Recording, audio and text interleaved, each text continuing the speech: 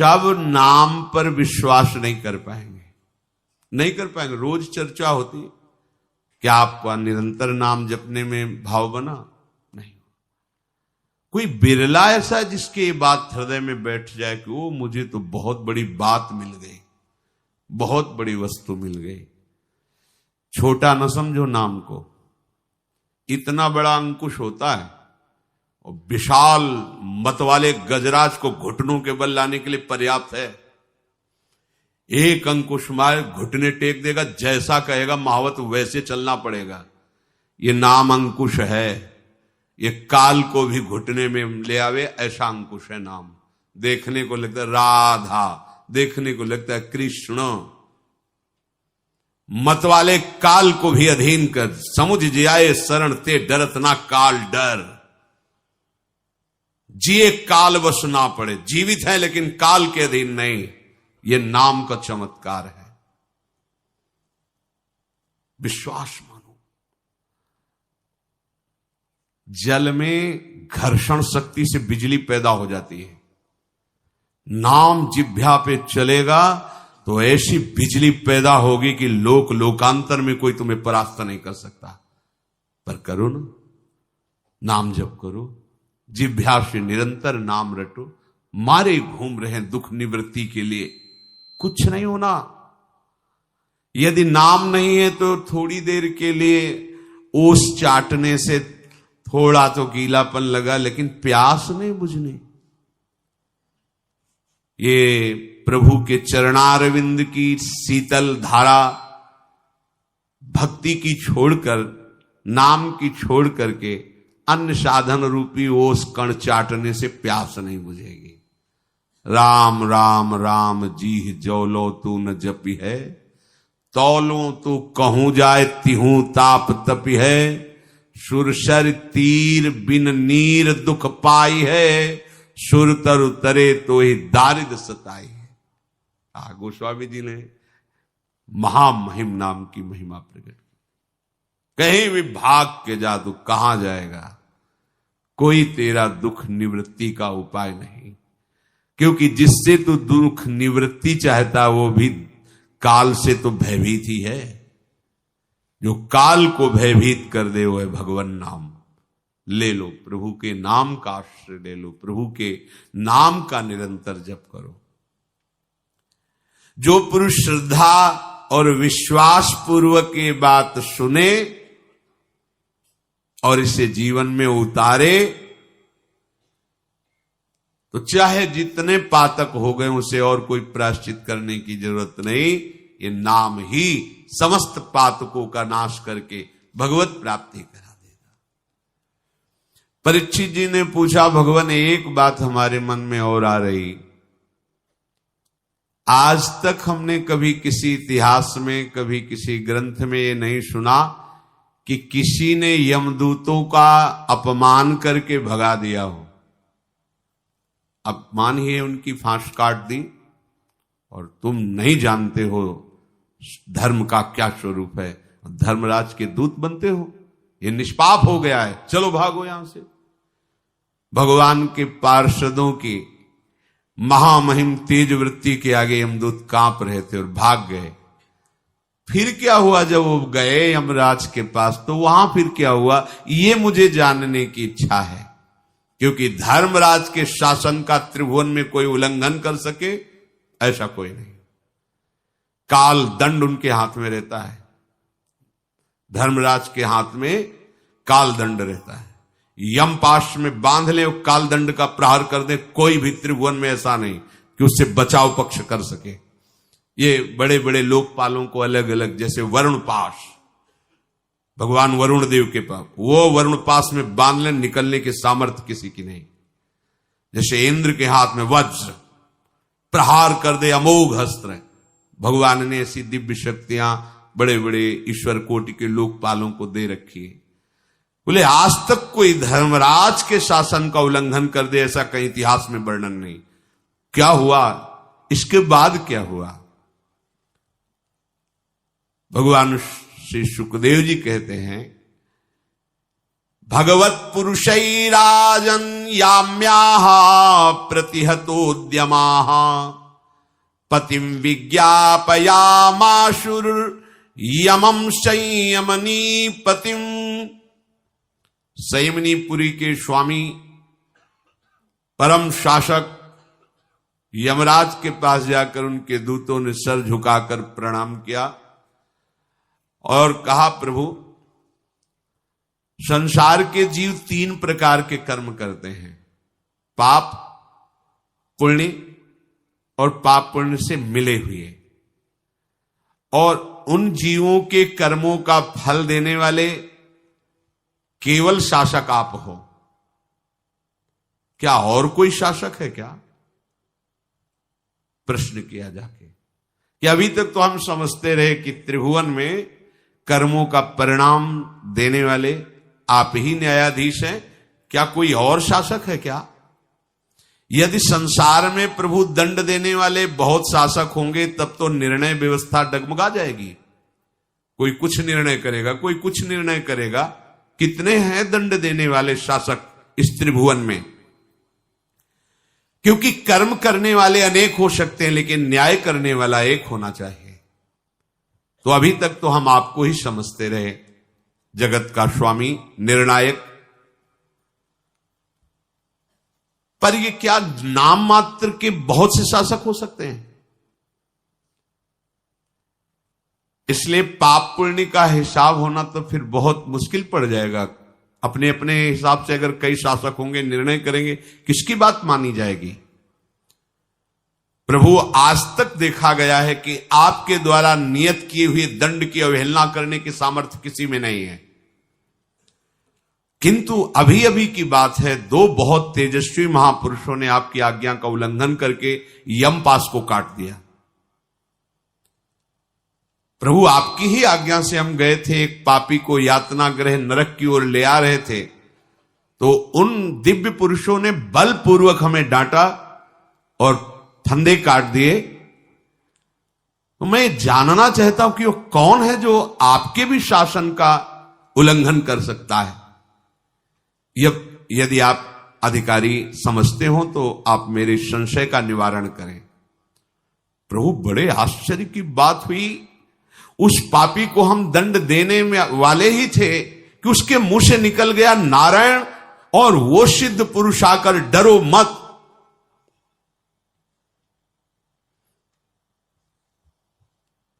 ऐसा कहते हुए तत्काल बचा लिया। जब प्रजाशासक भगवान यम अपने दूतों का ऐसा प्रश्न सुना तो सबसे पहले हाथ जोड़कर मस्तक झुकाकर प्रभु श्री हरि को प्रणाम किया। यमराज ने दूतों से कहा, तुम अभी नहीं जानते हो कि सबसे बड़ा विधान करने वाला कौन है। मैं तो उनका एक छोटा सा पार्षद हूं। परो मदन्यो जगतस्तस्थुखश्च उरूतम प्रोतम पटवद्यत्र विश्वम यदंसतोष्य स्थिति जन्म नाशा नश्योत वद यस्य वसे चलोकः यो नामभिर्वाति जनान् निजायाम् बधनाति तन्त्यामिव दामभिर्गाः यस्मै बलिं तैमे नाम कर्म निबंधबद्धाश्चकिता वहन्ति। दूतो, मेरे जैसे तो बहुत स्वामी हैं, अलग अलग लोकपाल, लेकिन हम सबका एक स्वामी है, जगन्नियंता भगवान श्री कृष्ण श्री हरि। उन्हीं से संपूर्ण जगत सूत में वस्त्र के समान ओतप्रोत है। उन्हीं के अंश से ब्रह्मा, भगवान विष्णु, भगवान शंकर और ये चराचर जगत और इसकी लीला, उत्पत्ति, स्थिति, प्रलय, ये सब उन्हीं से होती है। ये सब ऐसे हैं जैसे नथे हुए बैल को रस्सी लेकर जैसे चलाना चाहता है वैसे वो बैल वाला चलता है, ऐसे ही हम सब नथे हुए, जैसा हरि चाहते हैं वैसा ही हम चलते हैं। मेरे प्यारे दूतों, जैसे किसान अपने बैलों को पहले छोटी छोटी रस्सियों से नाथता है, फिर बड़ी रस्सी से बांध करके चलाता है, ऐसे जगदीश्वर भगवान वर्णाश्रम नाम की छोटी छोटी धर्म की रस्सियों से और वेदवाणी रूपी बड़ी रस्सी से हम सबको बांध कर चला रहे हैं। सारे जीव सब कर्म बंधन से बंधे हुए भयभीत रहते हैं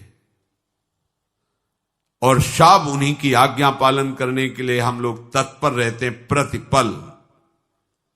दूतों, मैं यमराज, देवराज इंद्र, निरति, वरुण, चंद्रमा, अग्नि, भगवान शंकर, वायु, सूर्य, भगवान ब्रह्मा, 12 आदित्य, विश्व देवता, 8 वसु, साध्य, 49 मरुत, सिद्ध, 11 रुद्र, रजोगुण तमोगुण रहित भृगु आदि प्रजापति, बड़े बड़े देवता, बड़े बड़े ऋषि मुनि, सब उनके अधीन उनकी आज्ञा का पालन करते हैं, जो इस लोक के महेश्वर भगवान श्री हरि हैं।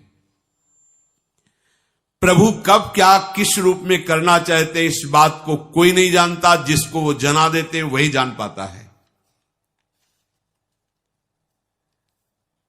जिस प्रकार घटपट आदि रूपवान पदार्थ अपने प्रकाशक नेत्र को नहीं देख सकते, वैसे ही सबके अंतःकरण में भगवान विराजमान हैं, पर कोई देख नहीं सकता। देख वही सकता है जो देखना चाहता है।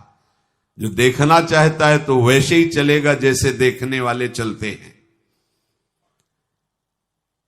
प्राणी के इंद्रिय, मन, प्राण, हृदय, वाणी, किसी की भी सामर्थ्य नहीं किसके द्वारा वो उनको जान सके, और रहते उन्हीं के हृदय में।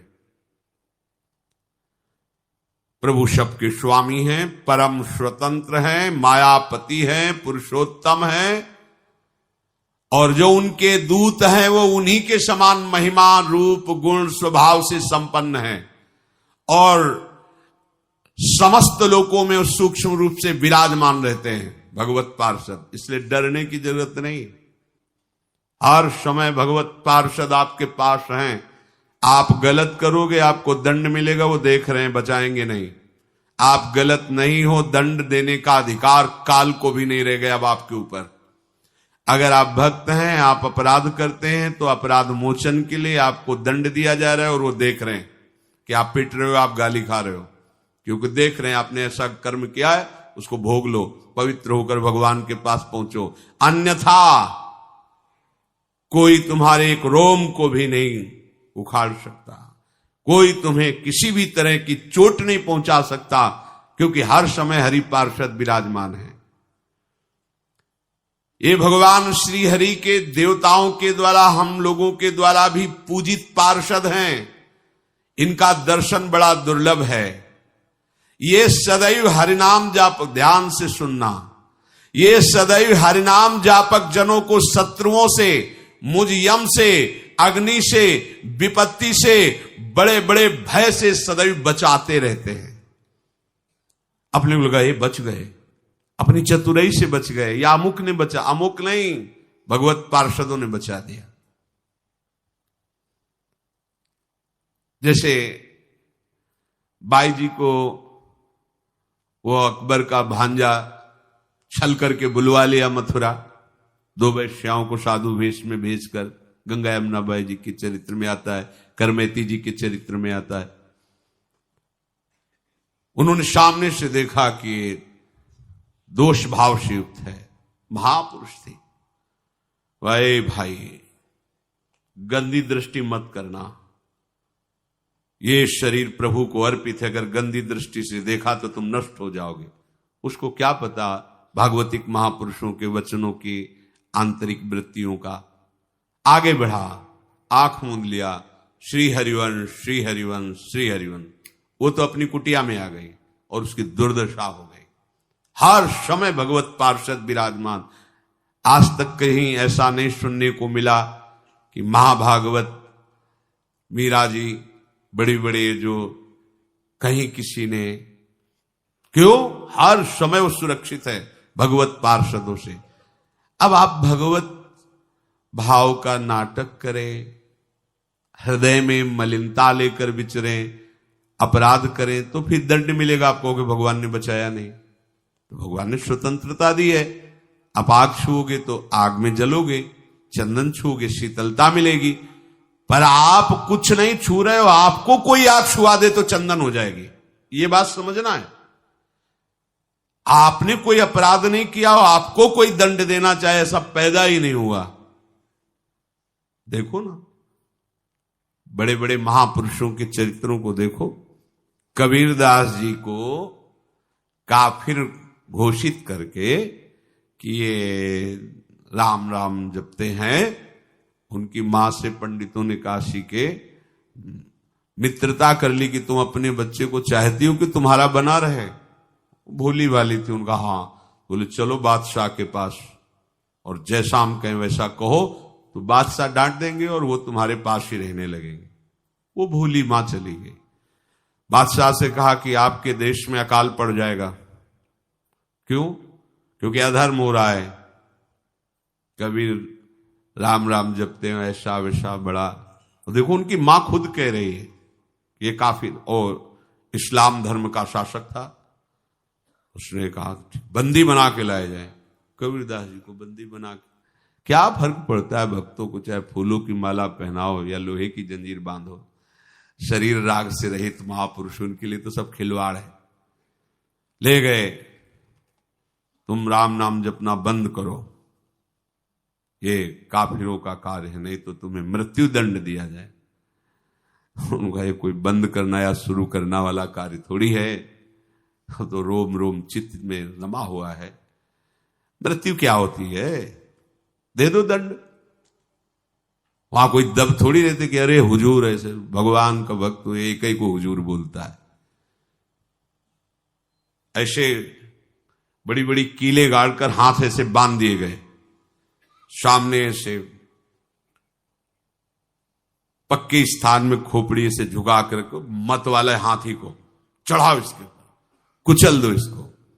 अब हजारों लोग देख रहे हैं, ऊपर सिंहासन पे बादशाह बैठा हो। हाथी को मार अंकुश, जेवी आगे बढ़ा दो, बबर से चिल्लाकर भागा चिघाड़ के हाथी पीछे। महावत को फिर बादशाह ने कहा क्यों नहीं बढ़ा रहे हो? वो सरकार बड़ा भयंकर शेर बैठा हुआ है, जेवी आगे बढ़ाते हो दहाड़ता है, हाथी पीछे आ जाता है।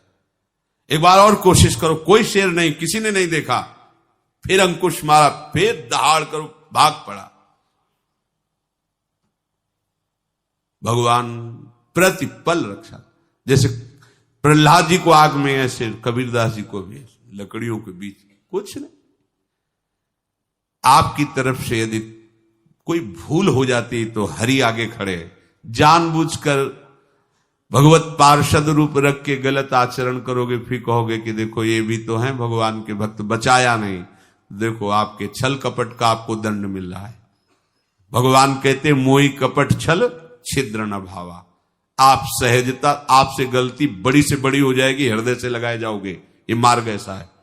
चूक हो गई, आपसे गलती हो गई, राहत न प्रभु चित्त चूक किएगी। चूक में और विचार पूर्वक सुख भोग बुद्धि रखकर अधर्म आचरण करने में बड़ा अंतर है। अचानक चूक हो गई, वो खुद जलेगा और प्रभु उसको बचा देंगे।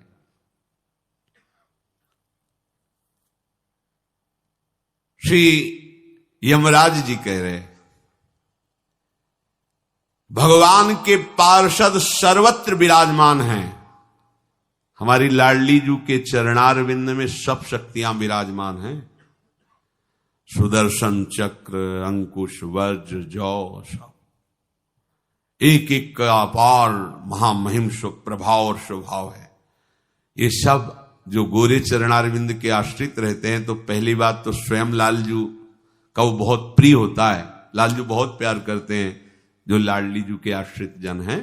निज प्राणेश्वर्या, ये हमारी प्राणेश्वरी की सेविका है।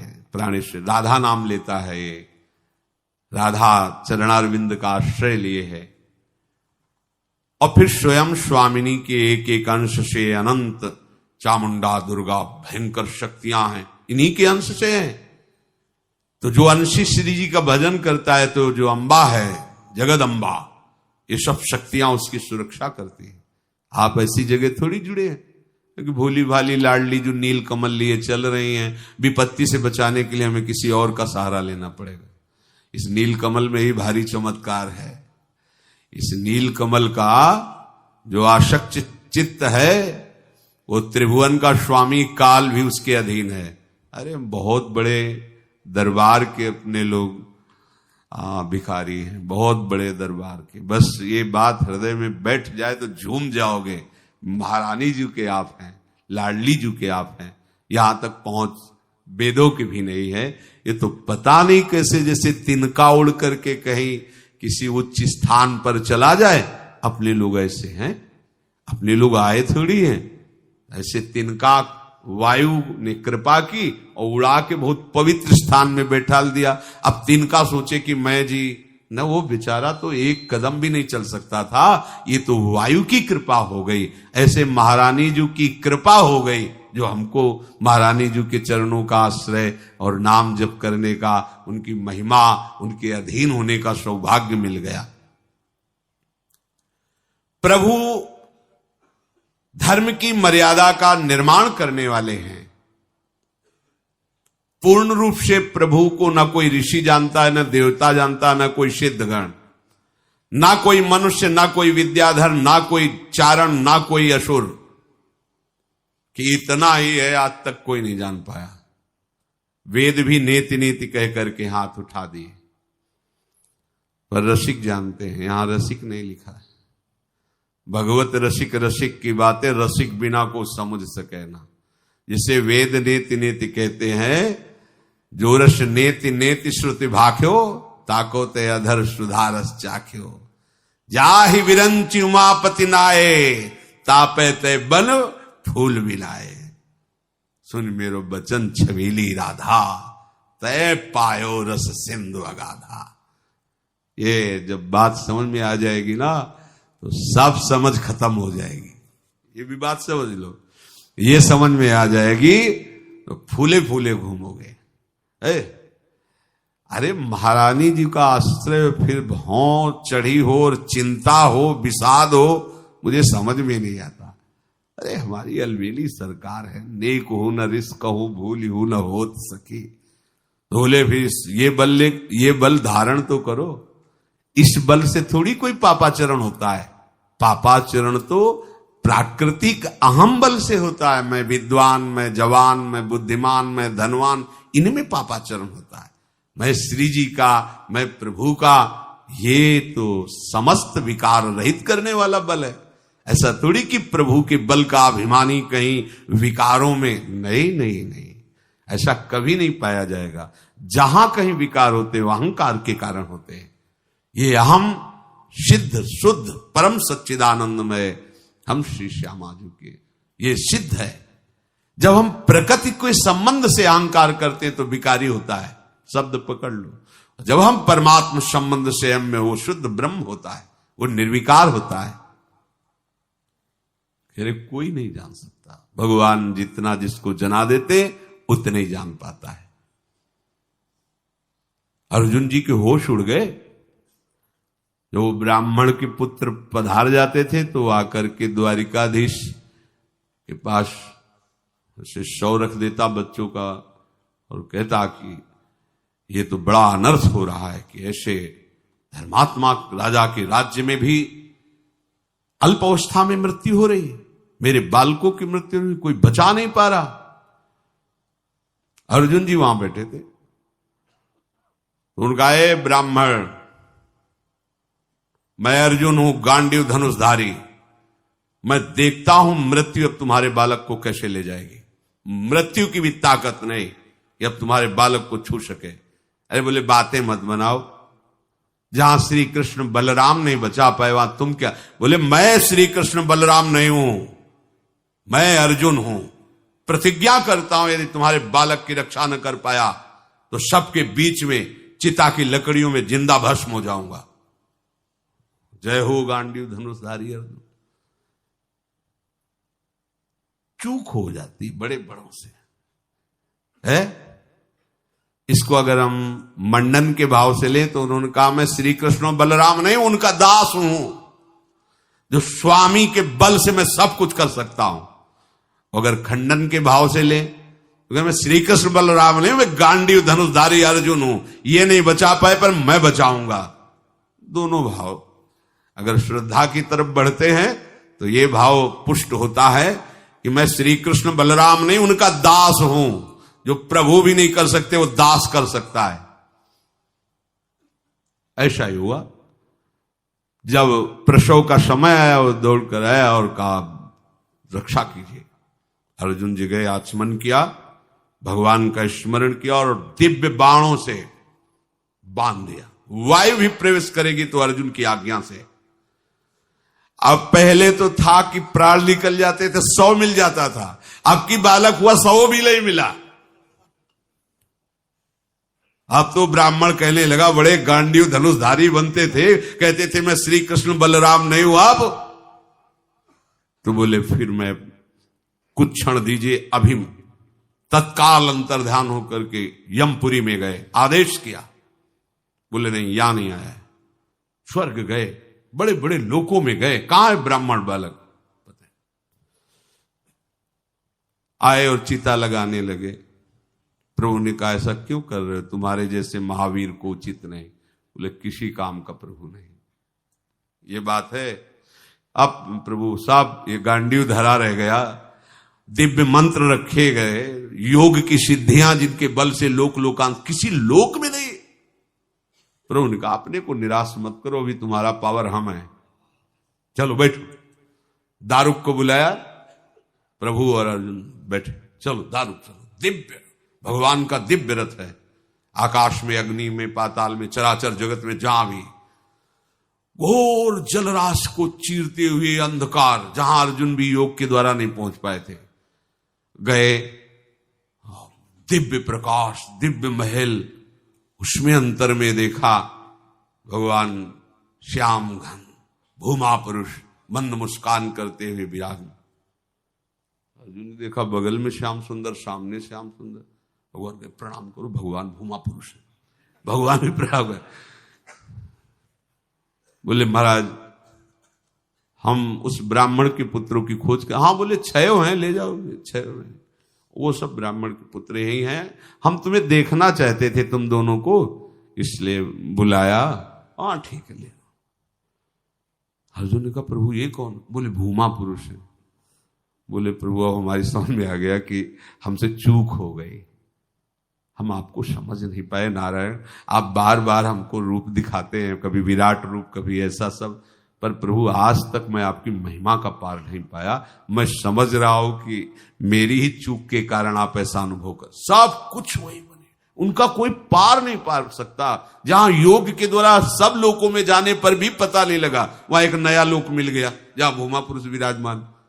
आज तक कोई इनका अंत नहीं पाया कि भैया हम हरि को संपूर्णतया जानते हैं, ऐसा कोई नहीं। चाहे भगवान व्यासदेव जी हो, चाहे भगवान सुखदेव, कोई भी हो, सब हाथ उठा के त्राहिमाम ही बोलते, क्योंकि भगवान भगवान है, इनकी महिमा को कोई नहीं जान पाया आज तक। ऐसे प्रभु की महिमा इतनी भी बकाया नहीं रह जाएगी, समग्र रूप से जान जाओगे यदि नाम जप करोगे, समग्र रूप से। क्योंकि भगवान जब आते हैं तो अधूरे नहीं आते, भगवान का जब बोध होता है तो अधूरा नहीं होता, क्योंकि पूर्णमदः पूर्णमिदं पूर्णात् पूर्णमुदच्यते।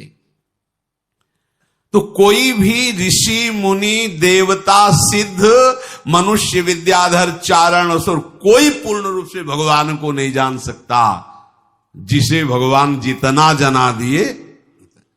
और जब भगवान परशुराम जी के रूप में अवतरित हुए तो भगवान के ही अवतार हैं। जय परशुराम। त्रिभुवन में कोई सामने खड़ा होने वाला नहीं। अगर फरसा लेके प्रणाम करने वाले राजा की तरफ भी देख लिया तो बस वो समझ जाता था कि बस अंतिम श्वास है हमारी।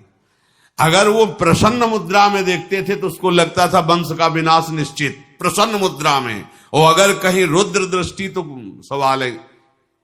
21 बार पूरे भूमंडल में पहाड़ लगा दिया काट काट करके असुर स्वभाव वाले राजाओं का। अरे भयंकर रूप। जय भगवान परशुराम। और जब भगवान राम जी के सामने महाराज पधारते वही फरसा है, वही परशुराम जी है, वही बल विक्रम है। जहां वो थोड़ा जनक किसने मेरे गुरु शिव का ये अजगो खंडन किया, किसकी इतनी सामर्थ्य। अब जनक जी तो कांप रहे हैं कि इतने शुभ अवसर में आशीर्वाद देना चाहिए, इन महाराज का यहां पदार्पण मतलब विनाश लीला निश्चित होगी, उनका स्वभाव ऐसे है।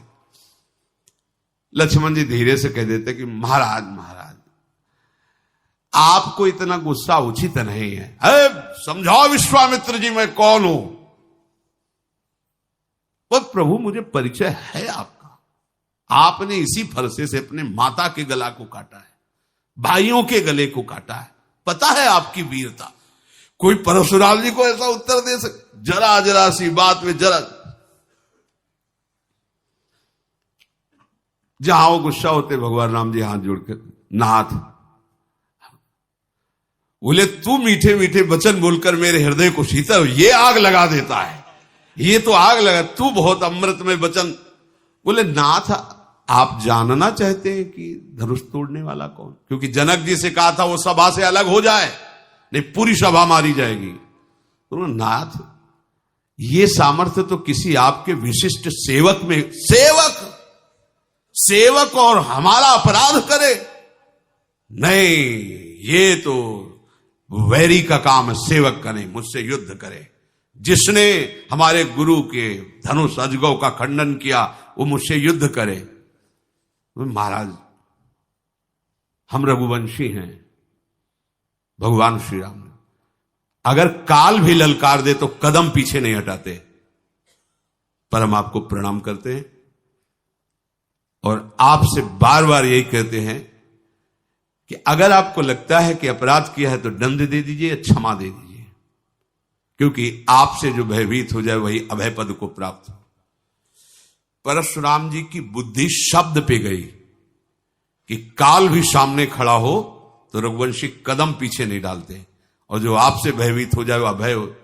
बोले इतनी चतुरता पूर्वक अपना परिचय तो केवल भगवान दे सकते हैं। दुर्गा सुनो, मेरे पास भगवान श्री हरि का धनुष है, अगर इसमें प्रत्यंचा चढ़ा दो तो मेरा एक संशय वो दूर हो जाए। जो आज्ञा भगवान, मैं तो दास हूं आपका। ऐसे धनुष देना चाहा तो अपने आप धनुष भगवान के हाथ में चढ़ पहुंच गया और लेत चाप आप ही चढ़ गए हो। ओह अरे मैं भूल गया, ये तो मेरे साक्षात श्री चरणों में गिरे ऊपर ऐसे। हेलो, अब क्या तुम समझोगे? वही परशुराम है, वही राम है। भगवान की लीला, भगवान की महिमा, भगवान का स्वरूप, भगवान का ज्ञान, भगवान की भक्ति, भगवान के भक्त कोई पार नहीं पा सकता। हेलो दोस्तों, वीडियो देखने में कैसा लगा? वीडियो कहाँ से देख रहे हो कमेंट में बताएं, और चैनल को लाइक और सब्सक्राइब करें। ऐसा वीडियो देखने के लिए चैनल में बना ही रहे हैं।